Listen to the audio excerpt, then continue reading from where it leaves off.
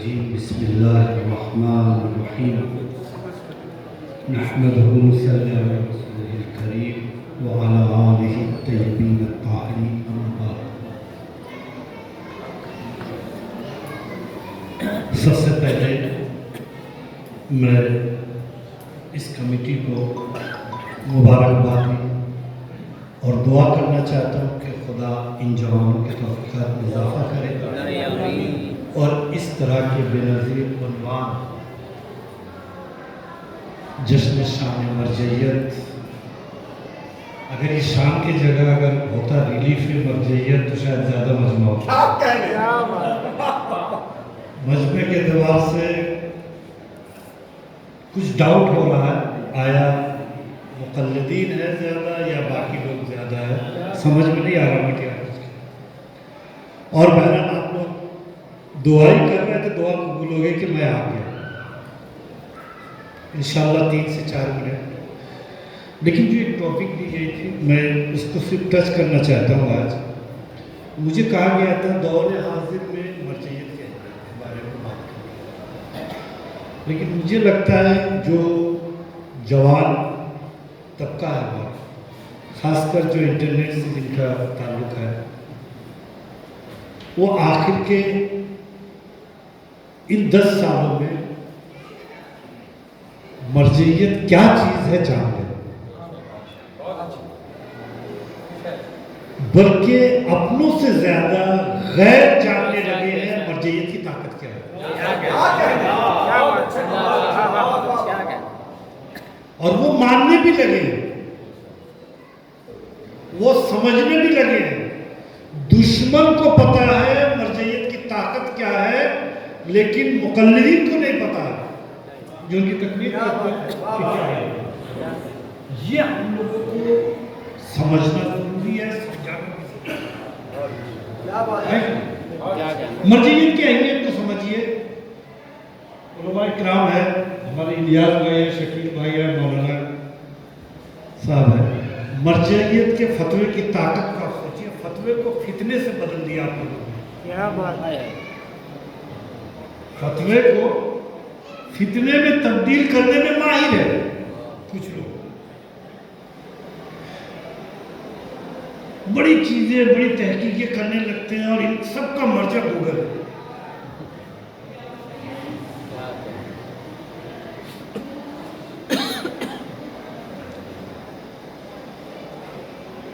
ایران میں برٹش کو دور کرنے کے لیے وہ اپنا وہاں پہ قبضہ جمانا چاہتے تھے،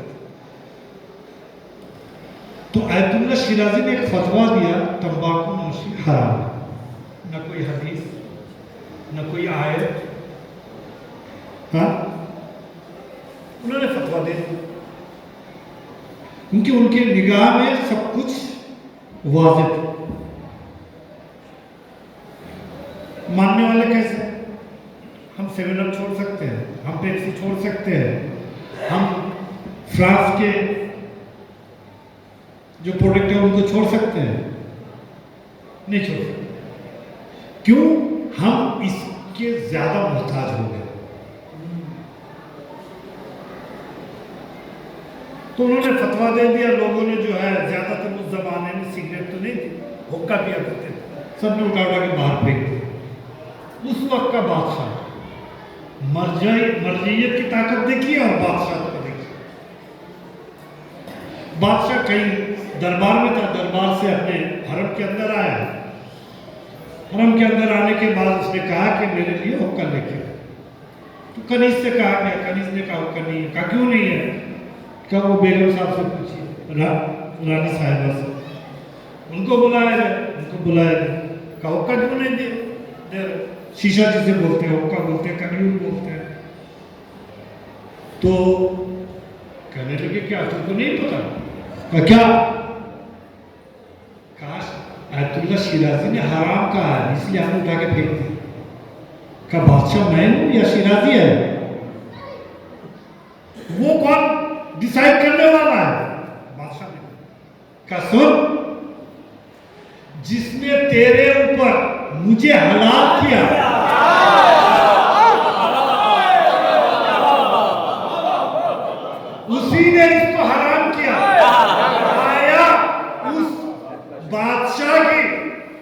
والی ہے, جو بیگم ہے, اس طرح کی کوئی بھی مومنہ ہمارے گھروں میں ہے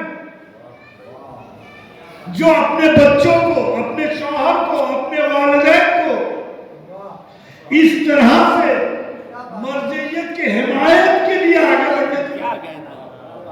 بہت سارے فتوے آتے ہیں لیکن ہم اس کی طرف زندہ باد. واہ واہ واہ, کیا بات ہے. آج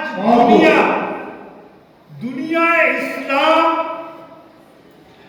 جنگ احزاب 2 کے کگار پہ کھڑے. جنگ احد سنا, جنگ بدر سنے آپ, ان سب میں ایک ایک گروہ آیا کرتے تھے, لیکن جنگ احزاب میں سارے مشرکین عرب نے مل گئے, یہودیوں بھی کون سے مل جاتے, جو نبی کے پڑوسی تھے وہ بھی ان سے ملے ہوئے. ٹھیک ہے, اس ٹائم تو نبی نے بچا لیا, نبی کے علم بردار علی نے بچا لیا. اس وقت اس دور سے گزارا. ابھی پچھلے ہفتے کی میٹنگ ہے, مشرکین مکہ بھی تھے, ان کے نسل یہودی بھی آ گیا تھا. ہاں, یہودی بھی پہنچ گیا. ایک میٹنگ ہوئی, خفیہ میٹنگ, جس کا نتیجہ گزشتہ کل فخری زادے کی شہادت ہے.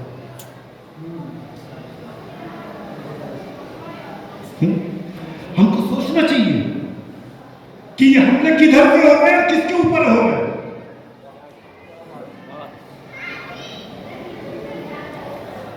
اس سوچنے کی بات ہے دوستو. آج ساری دنیا 2011 میں تڑپ اٹھی تھی کہ اب تو ختم ہے, جب داعش نے ایک بار حملے شروع کیے. ہے کہ ہم اپنے مرضی کے لیے کتنے وقت ٹائم دے سکتے ہیں, ایک فتویٰ لینے کے لیے ہم کتنے وقت صرف کر سکتے ہیں. بس میں آخری پوائنٹ کی طرف آ گیا, دامن وقت میں گنجائش نہیں ہے. 1 گھنٹہ 2 گھنٹہ, آج شان مرجعیت کے محفل میں بہت زیادہ 3 گھنٹے آپ لوگ رہے, 4 گھنٹے رہے.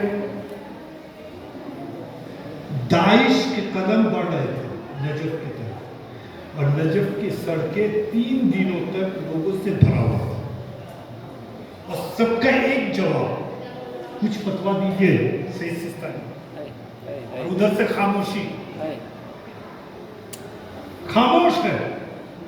اور داعش کے قدم بڑھتے جا رہے ہیں, قریب آتے جا رہے ہیں. آج اس شہر کو لے لیا, کل اس شہر کو لے لیا, کل ادھر پہنچ گئے, کل اور اتنے کلومیٹر آگے آ گئے, اور مرجعیت خاموش ہے, سید سستانی خاموش ہے.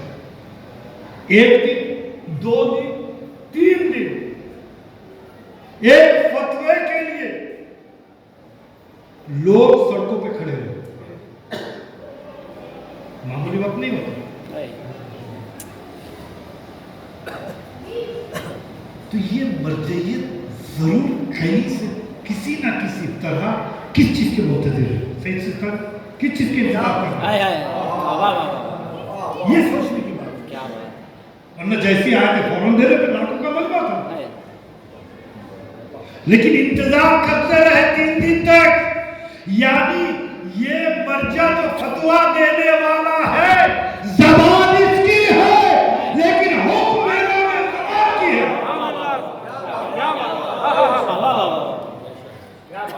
انتظار نہ کرتے. آج افسوس کی بات ہے, کوئی پڑھا لکھا نہیں ہے, کبھی مکتب میں نہیں گیا, قرآن کی 2 آیتیں تک وہ صحیح سے ترجمہ نہیں کر سکتا خود سے, نہ مدرسے میں گیا, نہ ائمہ کے احادیث کو سنا, بس منبر پہ آ کے بولنے لگ گئے اور نیچے بیٹھے والے سبحان اللہ کرنے لگے. یہ افسوس کا مقام ہے. بلکہ یہ تو وہ مقام ہے, بلکہ ان جائزوں سے بہتر تو وہ سقیفہ کا خلیفہ تھا, جو آ کے اپنی جہالت کو تو بیان کر دیا کہ دیکھو لوگوں ذرا ساودھان رہنا, کیونکہ مجھ سے زیادہ مسئلے مسائل میں مدینے کی عورتیں. لیکن اس کو کچھ نہیں آتا, لیکن پھر بھی ہم سب جانتے ہیں. یہ سوچنے کی بات ہے. آج جس طرح سے دنیا, اور خاص کر یہ 50 دن بہت اہم ہے, 20 جنوری تک, لیکن ہم ادھر نہیں سوچتے. آج اگر کوئی مرجع فتویٰ دیتے تو اگر 10,000 کا مجمع ہے پورے کلکتے سٹی میں 1,000 نکلے گا 10%. ہم کیا سمجھیں ہے کہ نہیں؟ بلکہ ان سنی علماء کی تقاریر سنیے جنہوں نے انقلاب اسلامی ایران کو بیان کیا. یہ مائیں اپنے بچوں کو گودی میں اٹھا کے ٹینکوں کے سامنے گولیوں کے سامنے پہنچ جاتی تھی تب جا کے یہ انقلاب ملا. یہ مرجعیت کا حکم تھا. تو اس طرح سے ہم کو بھی آگے آنا ہے دوستو. اہمیت آپ جب دیں گے تب بڑھے گا, تب آپ خود کو منظم کر سکتے ہیں. وہ دن بہت نزدیک ہے جب آپ کو بہت سخت سے سخت ضرورت پڑنے والی ہے اس مرجعیت کی. ہندوستان کی جو حالت ہے, لیکن ہم ابھی بھی غافل ہیں.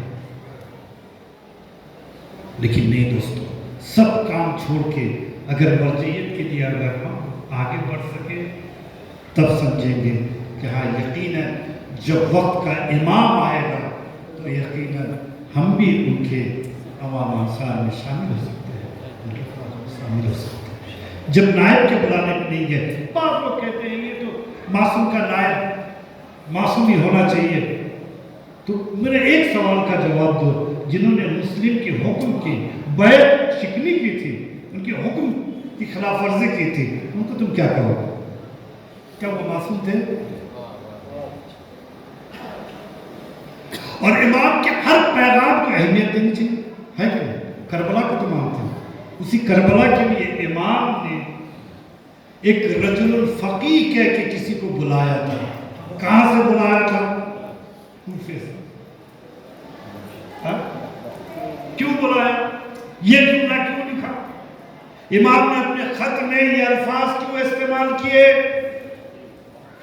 کچھ پیغام دینا چاہتے ہیں نا, آپ تو بڑے ذاکر ہیں, جو کچھ نہیں وہاں پہ کچھ ہوا, میرا دل یہ کرتا ہے, میرا دل یہ کہتا ہے. یہ دل کہاں سے آ گیا کربلا کے بیچ میں؟ کیا بات ہے واہ. امام نے جس طرح سے حبیب کو کوفے سے بلا لیا اپنے پاس اور یہ لفظ جو یوز کیا, یہ قیامت تک آنے والی ان ماتمداروں کے لیے چیلنج ہے جو کربلا میں تھے, حسین کو دیکھتے بھی رہے, اصغر کو دیکھ کے روتے بھی رہے, لیکن امام کی معرفت ان کے پاس نہیں تھی. لہذا کربلا پہنچنا کمال نہیں ہے, کربلا میں پہنچ کے حسینی لشکر میں شامل ہونا کمال ہے. تو آپ اس دنیا میں آ گئے, مسجد میں آ گئے, امام بارگاہ میں آ گئے, مجالس میں آ گئے, اس کے بعد پہنچنے کے بعد بھی اگر آپ کی فکر میں تبدیلی نہیں آئی تو آپ اس طرح کے مجمع میں شامل ہو جائیں گے جو کربلا میں رہنے کے بعد. زندہ باد. لہٰذا اسی طرح مرضی کے حکم کو, امام کے حکم کا حکم ماننا چاہیے. بس دوستو, یہ جو زمانہ چل رہا ہے اس وقت ہم دعا کر سکتے ہیں, خدا ہمارے مراجع کرام کی تو حفاظت فرما, ان کے طول عمر عطا فرما. جس طرح سے ٹارگٹ کلنگ چل رہی ہے, خدایا ہمارے مراجع کو ان ظالم دشمن یہود اور آل سعود سے تو محفوظ فرما. اے اللہ آل سعود آل یہود کو تو نست و نابود فرما. اے اللہ دشمنان اسلام کو تو نست و نابود فرما. اے اللہ مراجع کرام کی عظمت اور ہمت کو تو اور قوت عطا فرما.